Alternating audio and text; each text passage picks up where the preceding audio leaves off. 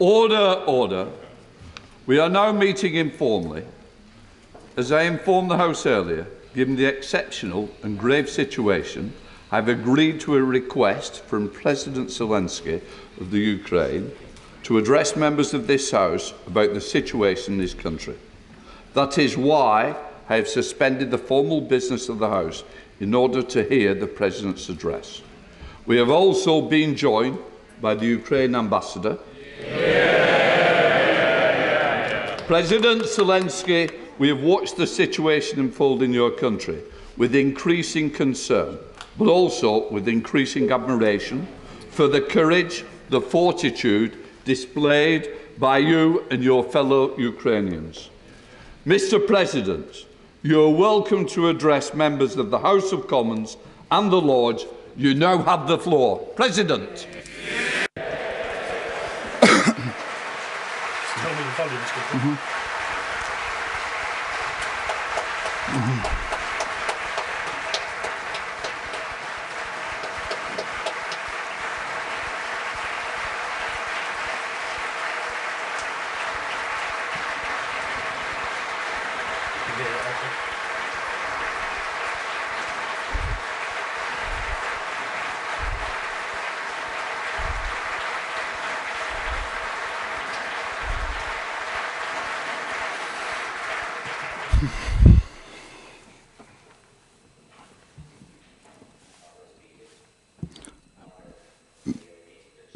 Mr. Speaker, all the members of Parliament, ladies and gentlemen, I'm addressing all the people of the United Kingdom and all the people from the country with a big history. I'm addressing you as a citizen, as a president of also a big country with a dream and big effort. I would like to tell you about the 13 days of war. The war that we didn't start and we didn't want it. However, we have to conduct this war. We do not want to lose what we have, what is ours, our country, Ukraine, just the same way as you once didn't want to lose your country when Nazis started to fight your country. And you had to fight for Britain. 13 days of the struggle. On day 1 at 4 o'clock in the morning, we were attacked by cruise missiles. Everybody woke up, people, children, the entire Ukraine, and since that we have not been sleeping. We have all been fighting for our country with our army. On day 2, we have been fighting airstrikes, and our heroic military servicemen on the island Zminy have been trying to fight when Russian forces demanded that we lay down the arms. However, we did continue fighting, and we did feel our force, the force of our people that will oppose the occupants until the end. The next day, the artillery started fighting us. Our army showed us who we are, and we have been able to see who are people and who are beasts. Now, on day 4, we started getting people captive. We have not been torturing them. We remained humane even on day 4 of this terrible war. On day 5, the terror against us was going on against children, against cities, and constant shelling have been taking place around the country, including hospitals, and that didn't break us. And that gave us feeling of big truth. On day 6, the Russian rockets fell on Babin Yar, that is the place where the Nazis killed thousands of people during the Second World War. And 80 years after, the Russia hit at them for the second time, and even churches are getting destroyed by shelling. On day 8, we have seen Russian tanks hitting the atomic power station. And everybody got to understand that this is the terror against everyone. On day 9, there was a meeting of NATO countries without the result that we were looking for. Yes, we did feel that. We did feel that unfortunately that the alliances don't work properly always, and the no-fly zone cannot be enforced. And on day 10, the Ukrainians started protesting en masse, stopping the armored vehicles with their own hands. And on day 11, the children and cities were being hit, and hospitals as well, with the rockets and constant shelling. And on that day, we realized that Ukrainians became heroes. The entire cities, children, adults. And on day 12, the losses of Russian army exceeded 10,000 people killed. And also including the general, and that gave us hope that there will be some kind of responsibility for those people in front of the court. On day 13, in the city of Mariupol that was attacked by the Russian force, a child was killed. They do not allow any food, any water, and people started panicking. I think everybody can hear that people do not have water over there. Over 13 days of this situation, over 50 children have been killed. These are the children that could have lived, but these people have taken them away from us. The United Kingdom, Ukraine were not looking to have this fall. The Ukraine have not been looking to become big, but they have become big over the days of this war. We are the country that are saving people despite having to fight one of the biggest armies in the world. We have to fight the helicopters, rockets. The question for us now is to be or not to be. You all know this Shakespearean question. For 13 days, this question could have been asked, but now I can give you a definitive answer. It's definitely yes, to be. And I would like to remind you the words that the United Kingdom have already heard, which are important again. We will not give up, and we will not lose. We will fight till the end, at sea, in the air. We will continue fighting for our land, whatever the cost.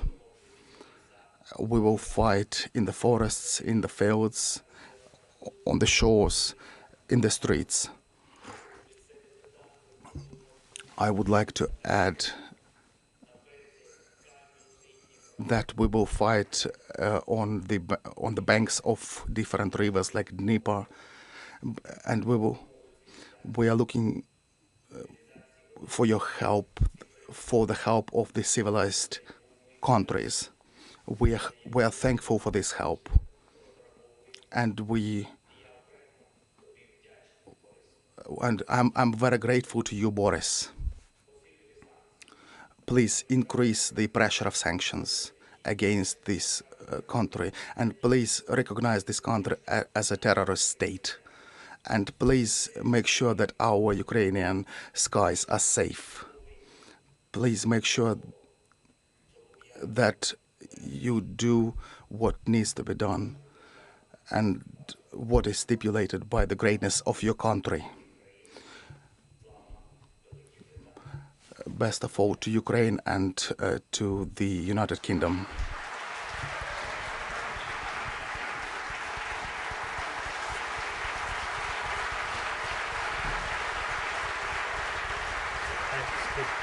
Have a drink.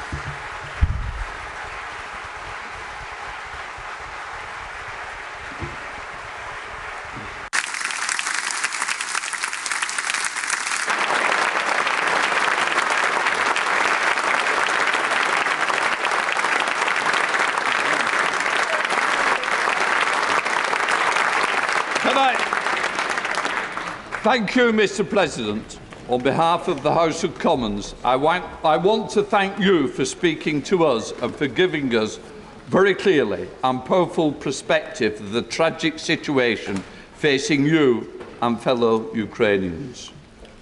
We have debated the situation in Ukraine numerous times in recent weeks, and I know that we will continue to do so, and that when we do so, your words will be resonating with us. I want to express the solidarity of the House of Commons with you, your compatriots, and we salute the courage of the people of Ukraine. Thank you, and our prayers are with you. Order, Mr. Speaker. Just let me say. We will now resume with the formal sittings of the House. Order, order. I will take the points of order from the leaders of the main parties before we return to the opposition day. I call the Prime Minister. Thank you, Mr. Speaker. A point of order, with your permission, Mr. Speaker. May I say that never before in all our centuries of our parliamentary democracy has the House listened to such an address. In a great European capital, now within range of Russian guns, President Volodymyr Zelensky is standing firm for democracy and for freedom. In his righteous defence, I believe he has moved the hearts of everybody in this House. At this moment, ordinary Ukrainians are defending their homes and their families against a brutal assault. And they are, by their actions, inspiring millions by their courage and their devotion. And I think today, one of the proudest boasts in the free world is "Ya Ukrainets," I am a Ukrainian. So this is a moment for us to put our political differences aside, Mr. Speaker, and I know I speak for the whole House when I say that Britain and our allies are determined to press on with supplying our Ukrainian friends with the weapons they need to defend their homeland as they deserve. To press on with tightening the economic vice around Vladimir Putin, and we will stop importing Russian oil, Mr. Speaker, and my right honourable friend, the Business Secretary, will update the House on that tomorrow. And we will employ every method that we can, diplomatic, humanitarian and economic, Mr. Speaker, until Vladimir Putin has failed in this disastrous venture and Ukraine is free once more. Keir Starmer. On a point of order, Mr. Speaker, every one of us has been moved by the bravery, the resolve and the leadership of President Zelensky. Invading troops march through his streets, shells rain down on his people, and assassins seek his life. No one would have blamed him for fleeing. but instead he has stayed in Kyiv to lead the Ukrainian people and to fight. He's reminded us that our freedom and our democracy are invaluable. He's prompted the world into action where too often we've let Putin have his way. He's inspired the Ukrainian people to resist and frustrated the Russian war machine. He has shown his strength, and we must show him and the Ukrainian people our commitment and our support. Labour stands for the unity at home and abroad that will isolate the Putin regime. Labour stands for the toughest sanctions that will cripple the Russian state. Labour stands for providing Ukraine with the arms it needs to fight off their invaders. Labour stands with President Zelensky, with Ukraine, with democracy. Slava Ukraini. Thank you, Mr. Leader of the SNP, Ian Blackford. Thank you, Mr. Speaker. With your forbearance, if I can make a point of order. President Zelensky, we salute you. We stand with the people of Ukraine on the basis of the act of aggression, on the act of war of Putin. We must do all that we can to send support to Ukraine, to send the weapons that they need to defend themselves, to make sure that we sanction the regime in Moscow, that we deliver the clearest message to President Putin, that this will end in failure for him, that he will face justice at the International Court. We must stand in this House, throughout these islands, throughout the Western world, in defence of democracy, in defence of sovereignty. Peace, justice and the sovereignty of Ukraine must prevail. Let's make sure that we stand with our friends. We stand against those that have been bombed. We make sure that those that need our support, that need our sanctuary, will find a welcoming hand in these islands. Mr. President, we thank you. We salute you. Slavia Ukraine. Ed Davey. Point of order, Mr. Speaker. Hearing the words of President Zelensky should embolden us all. They serve as a reminder of all that we stand for, of all which so many Ukrainians are so bravely fighting for, a bravery exemplified by President Zelensky himself. That we should never take for granted our values of democracy, of freedom and of our security. And though we in this House may disagree on many things, we stand together for those values, and together we stand together with the Ukrainian people. Mr. Speaker, it is right that we strengthen our support for Ukraine with military aid, with toughest of sanctions. And it's in that support that we should also recognise the people of Ukraine and indeed President Zelensky. I'm sure the whole House would agree that President Zelensky should be granted one of our nation's highest honours, an honorary knighthood. And I look forward to the day when we welcome back to this House President Zelensky in person. Sir Geoffrey Donaldson. Thank you, Mr. Speaker. On a point of order, we commend President Zelensky and the people of Ukraine, and we stand with them in this their time of strife. But our response will not be judged by the volume or strength of our applause for President Zelensky. It will be judged by the volume and strength of our response to his request for help, for practical military support and for humanitarian assistance for the people of Ukraine. We pray for their success. We dare not let them down. Can I also like to thank the staff and the contractors for making this happen? And when you leave the chamber, can you please hand in your headsets on the way out? Where you got them from? I will now let the chamber clear. Thank you, everybody.